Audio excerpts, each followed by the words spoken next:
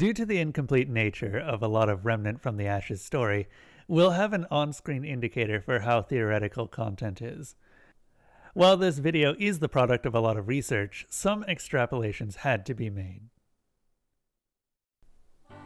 Ezlan, the Undying King, is not who you think he is.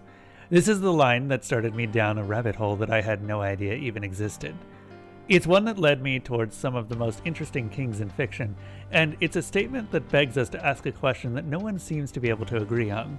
What makes a good king? At the center of this is Ezlan, the Undying King. Even in-game, his own people want him dead. His realm is in one part open rebellion, one part feral beasthood, and one part loyal caste system, and yet we never see him do anything about it. Ezlan rules the blasted scrap heap with an iron fist. We hear stories of him sending out his soldiers to cull the numbers of his people. Radiation mutates those left on the surface, while Ezlan himself languishes inside a temple along with the remains of the most powerful being on the planet. Stories are told of how he grinds the strongest of his subjects to dust to continue his immortality, and the Ikari constantly seek to end his reign. So now we ask the question, how did it get this way? Well, to the Ikari's credit, it's all Ezlan's fault. In Remnant, there's a multi-dimensional race of zombie trees known as the Root that have been in the world destruction business for longer than any of us can remember. Little Ezlan looked at the Root and thought, maybe we need to get rid of them. So he walks up to the door holding them out and kicks it hard. This gets their attention and they decide to invade his world. For 50 years they fight, but Ezlan eventually realizes the folly of his ambitions, because one doesn't just let the Root in and get away with it. They're here in full force and wrecking his entire planet, but Ezlan's got one last idea up his sleeve, a super weapon known as the Kelher.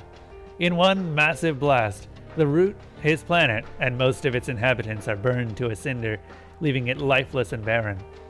But hey, the Root are gone, so that's a win, right? Well, Ezlan's people don't think so. Sure, a few of them still followed him. The big strong Buri lived only for fighting, and it was through them that Ezlan maintained his power. Well, them and these guys. Meet the Vir. The Vir are bioengineered golems that are designed to be the perfect foot soldier during the Rom-Root War. And then there's the Ikari, who split away from Ezlan's own people, the Basha. They hate Ezlan for what he did to Rom, and would like to see him dead. Thing is, between the Vir and the Buri, the Ikari can't make a move on Ezlan. Rom maintains a balance, tenuous as it is. Meanwhile, Ezlan, who ran from that initial battle with the Root, has locked himself inside his temple. He's been bathing in the remains of the door he kicked in, which is actually a living creature called a Guardian. It seems to keep him alive, but not only that, it's still alive too. Ezlan's life is extended unnaturally by his contact with the Guardian, but he's also kept it on life support, hoping to rejuvenate it and nail it back to the doorway that he destroyed, finally giving Rom the time it needs to recover. Ezlan's immortality gives him an opportunity few other kings ever had, and that's to establish a plan that outlives his people and actually see it through. Though unusual, I can think of at least one other who can offer his own nuanced opinion on this. Loghaire Thunderstone, the dwarf king of the Wheel clan in Arcanum, of Steamworks and Magic Obscura. Loghaire, similar to Ezlan, has committed grievous crimes against his own people, and that was to exile an entire dwarf clan for giving humans the technology to begin the Industrial Revolution in Arcanum's world. This has brought about the slow end to the magic of the world, which operates on breaking the laws of reality in direct opposition to the science that powers human technology. Loghaire's comments about human mortality paint an interesting view on Ezlan's immortality. Humans, in comparison with the other races, live such short lives. Because of this, I believe that every human action is motivated through fear. The fear of death. For him, humans are driven by the need to accomplish something in their lifespan, and the fear that their lives may eventually prove to be meaningless. This fear rarely makes them consider the long-term effects of their actions, hence the impending destruction of the world's magic. Even though his fellows' actions had an irrevocable long-term effect on the world, Loghaire never forgives himself for exiling them, convinced that it was the human short-sightedness that forced him to do so. Everything we know about Ezlan tells us that he's on a quest to restore Rom to its former glory. He has a plan, but to accomplish that plan may take longer than any single Akari or Buri's lifespan. He has a direct interest in seeing his plan through, as unless it's accomplished, Rom's recovery would only entice the Root to return and truly destroy the planet once more. Even Ezlan says he doubts the world could survive another such baptism. But do the Akari know about this plan? Or do they intend to remove Ezlan without having a better plan to replace it? It's not uncommon that many boring but successful leaders were removed from office because the people thought they weren't doing a good enough job. If you want an example of this, we can look at the accomplishments of Quintus Fabius Maximus Verrucosus, who was frequently viewed by his people as a coward due to his use of guerrilla tactics, despite flashier generals losing seemingly even battles against Hannibal of Carthage. When he was forced to share power with one of his political enemies, it was proven that appearances are rarely what matters in the long run. After all, what does a successful kingship look like? Ezlan's plans aren't flashy, but they are designed for long-term success, and none of them directly harm the Akari. It's possible that the Akari's hatred for Ezlan could doom the planet as surely as the Root will, if it gets out of hand. Ezlan may be forced to fight back against them just to stay the course. Blinded by hatred as they are the Akari even a reliable judge of Ezlan's tyranny? Well, let's look at an actual king-turned-tyrant. In Obsidian's Pillars of Eternity, your journey through the Deerwood begins at Gilded Vale. One of the main plot points of the game, Widewind's Legacy, has struck the village hard, resulting in many children to be born without a soul. The hamlet's resident lord, Raedric VII, has decreed that all women bearing a hollow-born child are to be put to death, a misguided but understandable attempt to control a pandemic that he didn't understand. As you walk into the square of Gilded Vale, dark tidings arrive. 2 tolls. Let that be the last. 3. Gods have mercy. Raedric's own wife has given birth to a hollowborn and has been put to death. Raedric is another side of kingship that people under their rule don't frequently consider. Is a king allowed to be human? Are they allowed to make mistakes? He's a man who's been betrayed by his faith and even his own brother by the time you meet him. He's turned from being a stern but benevolent ruler into being a tyrant who's abandoned everything he held dear to save all that was left to him. In this way, his desperation sounds a little bit like Ezlan. Ezlan is a man haunted by the decisions of his past. The world outside his temple is more than enough to prove that. Before the war with the Root, Ezlan was the speaker of the Guardian and spiritual leader for his people. He was the only one who could understand what it said, and every time he talks about it, he seems protective, maybe even possessive. The liquid nourishes me as it has for centuries. It is mine and mine alone. I'm sure you understand. He calls the Guardian his friend and seeks to restore it to its old life. I wouldn't at all be surprised if the Guardian's current state is something that it consented to as part of Ezlan's plan, knowing that Ezlan wouldn't betray it and do everything he could to return it after the Root were defeated. To Ezlan, his only wish is to bring back his friend, and to hell with the rest of the world. But his people disagree. This might have been the only way he could have let the Root in to accomplish a goal both he and his god agreed to, but to everyone else, it's still deicide, and one that they had to pay the price for. Ezlan is terrified that he's committed an irredeemable sin, and has been unable to take any action to regenerate his deity. If he leaves Rom to find what he needs to restore the Guardian, the people he's been oppressing for decades will take over. We don't know what role Ezlan has in the Guardian's current half-life, but it's very possible that if Ezlan is removed from power, Rom's Guardian may die for good. And that means that everything that Ezlan worked for truly was for nothing. Ezlan, in his hubris, may have brought about the death of his own god. Ezlan is a king who's been trapped at the top of a hierarchy he no longer wishes to have anything to do with. If he leaves, his friend dies, If he kills the Ikari, then there's no longer anyone left to rule. If he abandons both, then what was the point of burning the planet? For him, there isn't a way out. Simply existing is torment, but dying with regrets is worse. Ezlan is not a good king. It's possible that he started that way, but the circumstances of his position have changed him. Much like a retail manager who will never get a raise or a promotion, he is tired of everyone he has to deal with. Tired of being in charge, but too professional to let a job go unfinished. So he's cast away all of the subtlety he used to have. Ezlan says that strength prevails, but not only has he seen the truth to that statement when he tested his strength against the root, but strength to him does not mean what we think of. Ezlan values competency, intelligence, professionalism, the ability to do a job correctly, the ability that he, as a ruler of Rom, was never able to display. Until he finally makes amends for his failure, he won't be able to die. And so, when you find him, he gives you a task. Restore the Guardian, end Ezlan's suffering, remove the last sin that still ties him to this world. Now hear me out. I have two final rulers to go over before I finish this video, and they're polar opposites of each other, but oddly similar. And both of them share a part of Ezlan's history. In Brandon Sanderson's Mistborn series, Elend Venture takes the throne of Luthadel with an intent to build society after overthrowing an extremely oppressive regime. He rewrites laws and establishes a parliament to give voice to the people of his country at all levels. He proceeds with fairness and gives rights to the downtrodden caste workers that were all but enslaved by the previous noble system. He tries his absolute best to lead by example and be the best of men while in office. And then his own people vote him out of office and vote a puppet ruler in.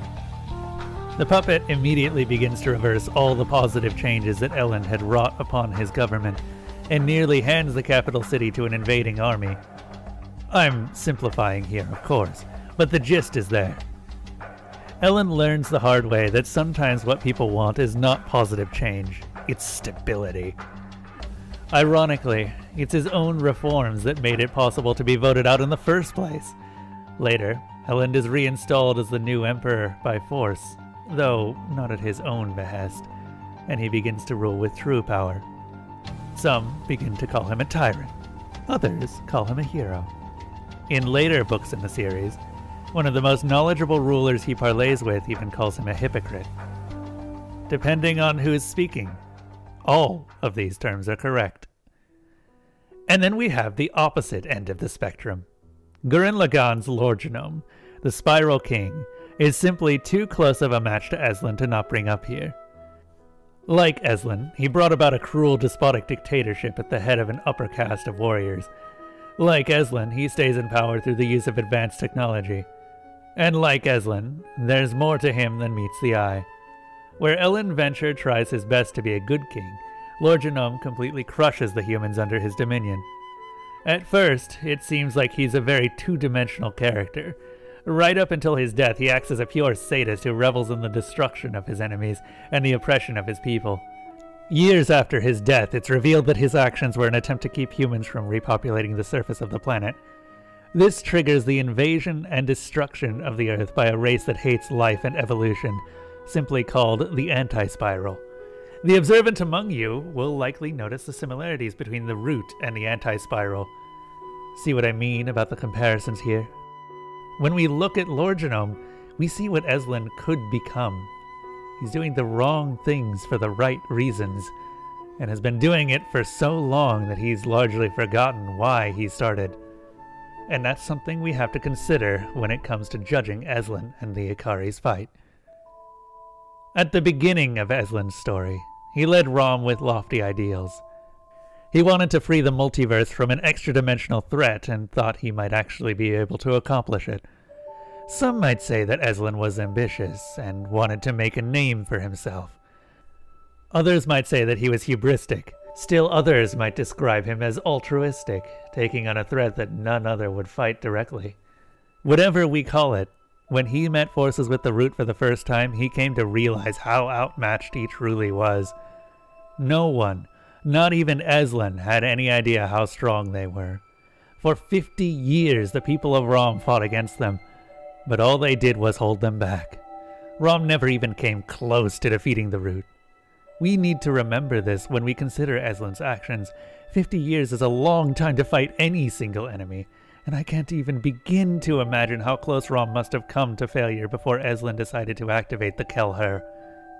After that point, those without his view of the war might not have been able to understand his actions.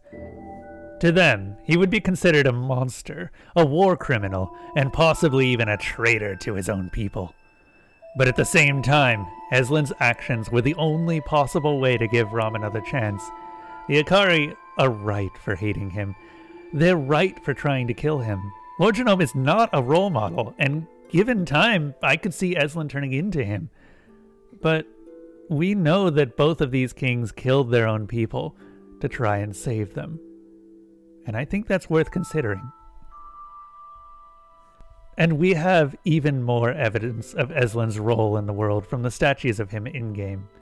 There are 3 of them, scattered throughout the world of Rom.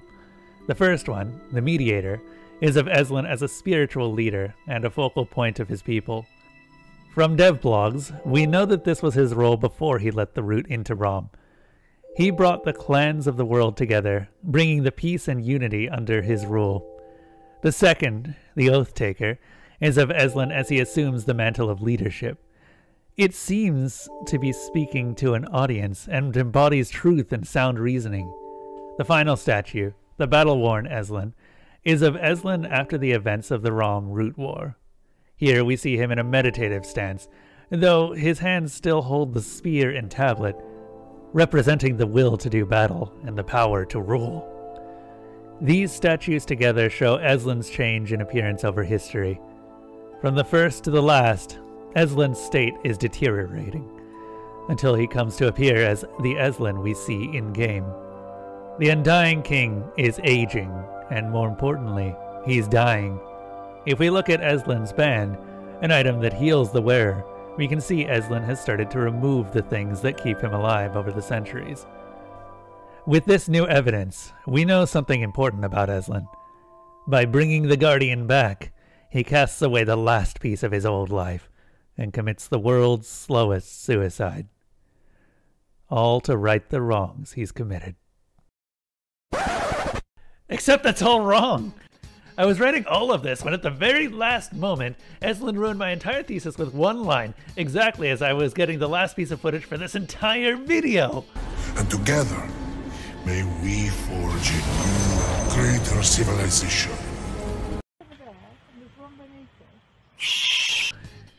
Okay, calm down, Newt. There's still more to talk about. So, that theory may have been shattered, but you know what? There's another one. Because if we really deconstruct what he says when he resurrects the Guardian, he also says, All others have forgotten. I have not. My new theory? Ezlan died before the Root were ever a problem, either through some sort of assassination attempt or an accident. The Guardian, who even then would have been a dear friend, superfied itself to give him life again. The Ezlan we meet has 3 massive scars on his chest, likely a reminder of his death. But it doesn't end there. After Ezlan dies, he understands the looming threat of the Root has suddenly become very real. Not content to let Rom die for a mistake he made, he takes the only action he can and takes the fight to them.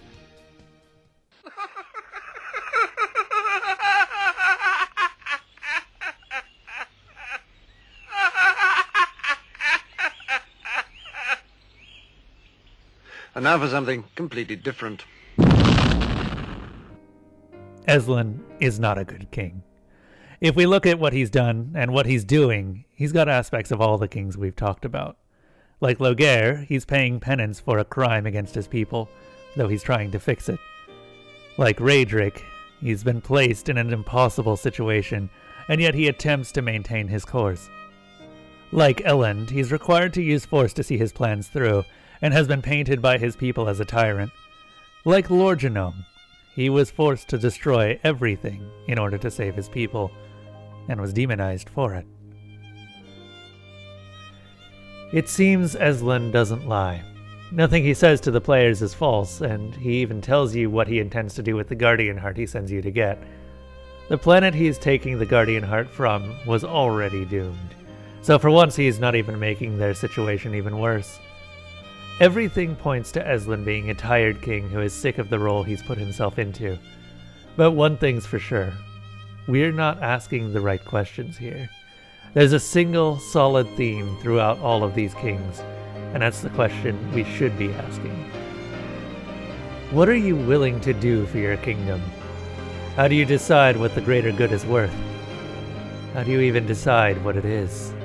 How long can you remain on the throne before you begin to lose sight of why you took it? Ezlan is not the tyrant his people say he is. But if that's the case, who is he? Is he someone you would consider worthy of redemption? Both sides of him are accurate. Depending on who you ask, he can be a tragically misunderstood king, or an evil despotic tyrant. He looks down on the world from atop a throne built of blood and bone, and asks these questions. He's trapped in his position by a desire to right wrongs, and no one, not even Ezlan, can say how his story will end. Are we really the one who gets to decide that for him?